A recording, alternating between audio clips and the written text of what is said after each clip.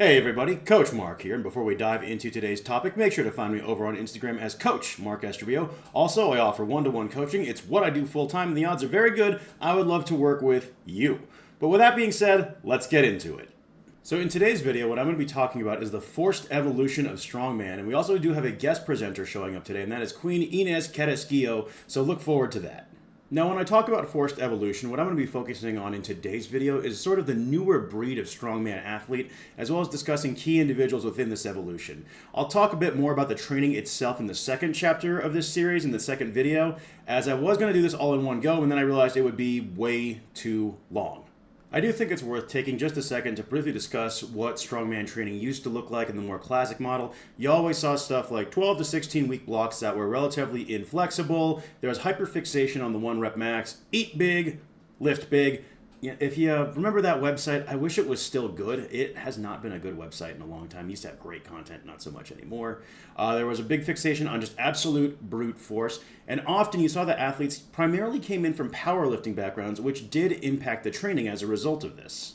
Now, as I said earlier, we want to talk about evolutionary pressures affecting the sport. And without doubt, number one are the athletes. And more so within that, we're seeing athletes come in with growth in the weight classes as well as the women's side of the sport. Athletes are coming in from more diverse backgrounds as well. So these introduced new pressures and technique and training needed to adapt around these new bodies. You can't simply tell a 74-kilo woman athlete, hey, eat more, and then you're going to lift more. She has a weight class to maintain. In the same way, an athlete with an Olympic lifting background, they're going to move a little differently. They're going to have a different way of approaching certain exercises. So with this evolutionary pressure, we're seeing that static strength is not the only metric by which an athlete can improve anymore. Skill and efficiency have become increasingly important variables to raise the minimum of their strength, their physical capabilities' worst day, if you will.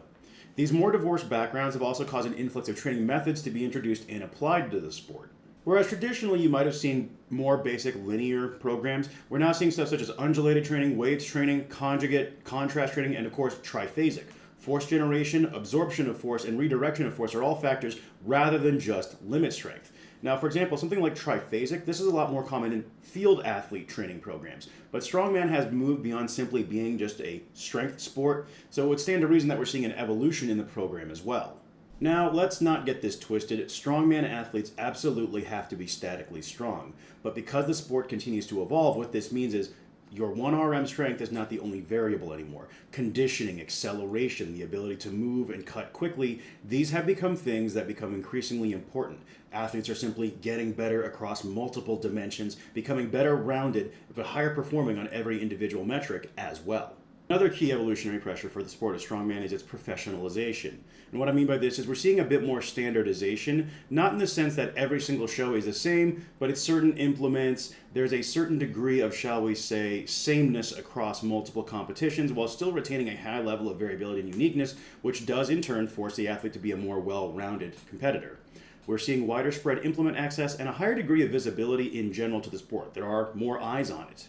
So when I say standardization, what I mean here is if you look at most competitions, they're going to consist of the following events or something very similar. There'll be an overhead press for max or repetitions, a deadlift for max or repetitions, typically 2 moving or carrying events or maybe even a holding event, and then 1 loading event. Again, please bear in mind this is the standard template. Shows will vary. Sometimes you'll see 6 events, sometimes you'll see 4 events. You might see no loading events, but in general, if you look at this formatting here, this is where most shows fall into, and as such, it's easier to reverse engineer a training cycle even when not competing for a specific show as a result of that, because you can look at what physical attributes need to be developed to be successful across these types of events. Because you have the general format available to you, you can then determine what specific capabilities you need to develop alongside the skill needs for the various implements. So you're going to have better training cycles overall, because even if you do not have implement access, just training something like pause dip drives on a barbell push press is going to have transference to the log press as a result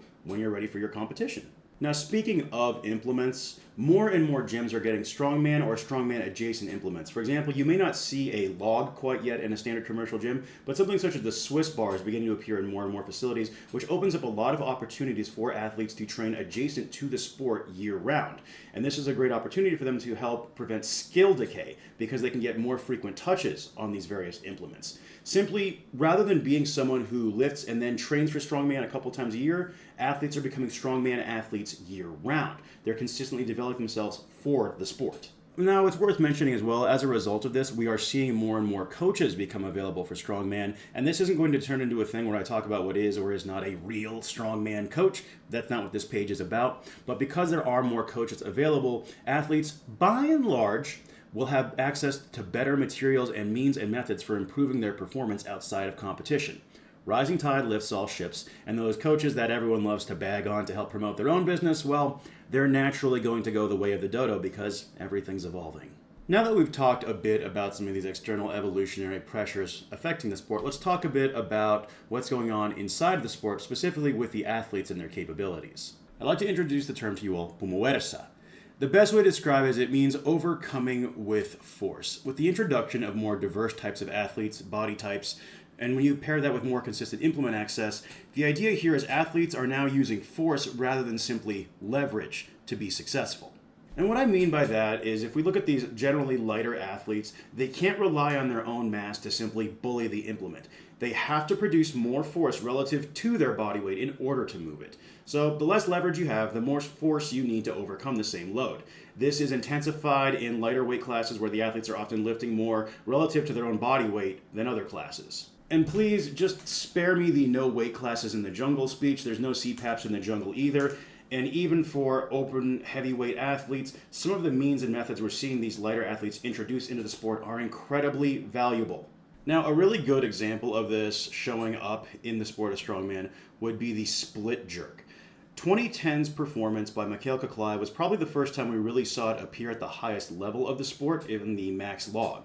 So Mikhail actually took second on this event against the legendary Zydrunas Savickas. So Big Z at a body weight of 400 pounds succeeded at 462 on the log, whereas Mikhail at a body weight of approximately 365 hit a 446 log. Good for second place. I feel it's also very much worth mentioning that Mikhail was the only other lifter to break the 200 kilo barrier aside from Big Z. Now, after Mikhail's success with the split jerk in the sport, it did kind of disappear, but then we did see the split jerk return back into the dialogue thanks to the athlete Rob Kearney. And he was very successful hitting the following records. In 2016, he hit the world record for the 231-105 class with a successful 40-45 or 202.5 on the log. Then in 2019, he hit the U.S. Open record at 472. And then in 2020, he also hit the U.S. Open record at 476 pounds. Now, in discussing the evolution of strongman, I do think it's important to also discuss the evolution of the culture of strongman. As the first openly gay strongman at the highest level of the sport, it's worth mentioning that Rob Kearney's use of the split jerk got extra, entirely unnecessary criticism as a result of this. In 2020, he was injured competing and suffered a tricep tendon rupture during the log lift, and almost immediately the live feed got spammed with a ton of unnecessary homophobic comments linking the split jerk to his sexual orientation.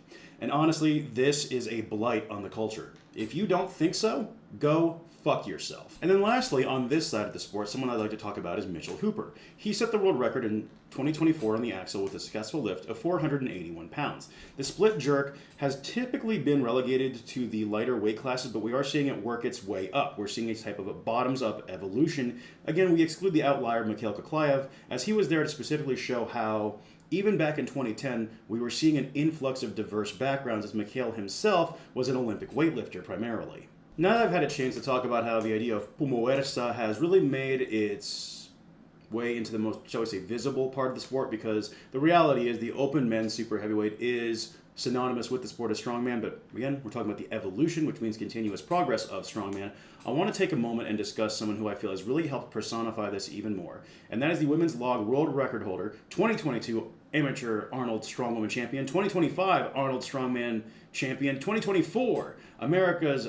Now that I've had a chance to talk about how the idea of pumoversa has appeared in the most, shall we say, visible part of the sport, because ultimately the men's open super heavyweight category is the most highly visible part of the sport, We're talking about evolution, which means a continual progress and improvement in the sport, so that's just something to keep in mind. I want to discuss someone that I feel has really helped personify this concept and that forced evolution that we're discussing today, and that is the women's all-time world record log holder, 2022 Arnold Amateur Strongwoman Champion, 2025 Arnold Strongman Classic Champion, 2024 North America Strongest Woman, and the 2024 Rogue Invitational Champion, Inez La Reina de los Cierdos Carasquillo.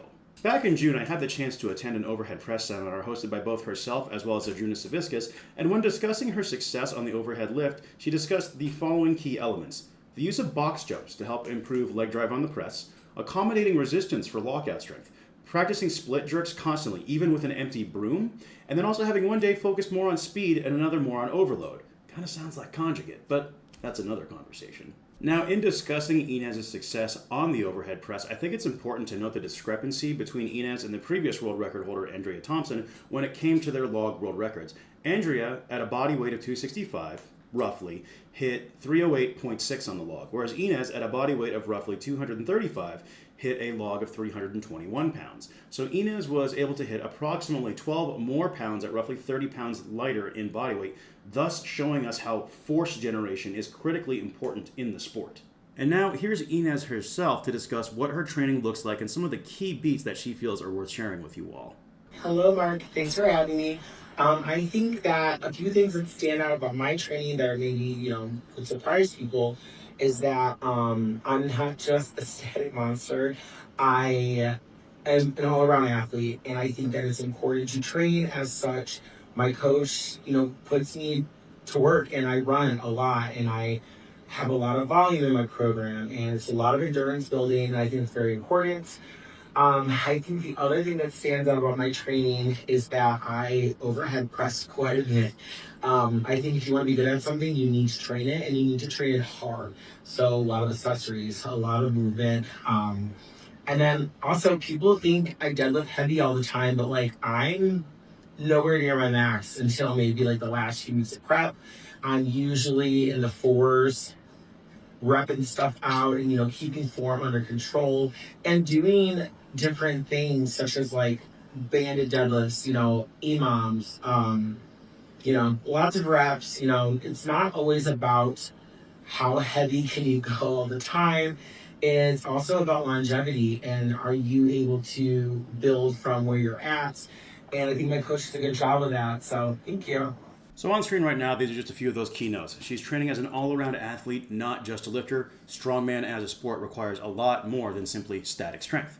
There's a focus on running and conditioning to help improve her work capacity. She uses high-volume work both directly on the main lifts and indirectly via accessories. There's a strong endurance component year-round to maintain that level of conditioning.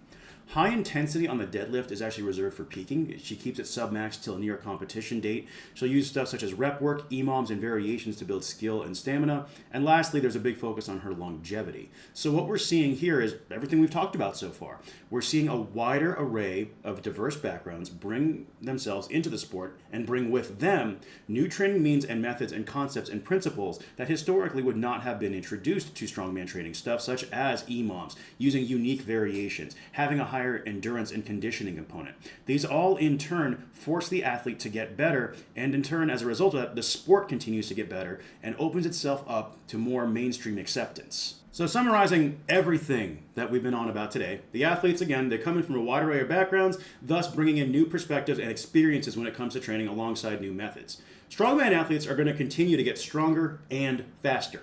The women's and weight class divisions of the sport are two of the key things that are helping force the sport along to evolve. The increased visibility and mainstream appeal of strongman will continue to draw in a larger talent pool. Now, I kind of liken this to the football dilemma. And what I mean by that is you'll often have people say, oh, well, look at how strong football players are. Well, by default, the biggest, strongest kids in the USA wind up doing football. So there's a bit of an artificial selection process going on there. So for strongman, as it continues to attract a wider talent pool, we're going to get more of the outliers showing up in the sport. So will make the sport even better. I've talked a bit about the training in this one, but I'm going to focus on that more in the next video. So again, that way I'm not turning this into an hour-long lecture. So you can look forward to that one in the future. So that wraps up everything I've got for you today. I hope you found this one useful. If you have any comments or questions, just let me know down in the comments below. The best comments and questions are ones I will turn into topic videos. Otherwise, you folks have a great day. And do remember, I offer one-to-one coaching. It's what I do full-time. Odds are good I'd love to work with you. You folks take care, and I'll see you in the next video.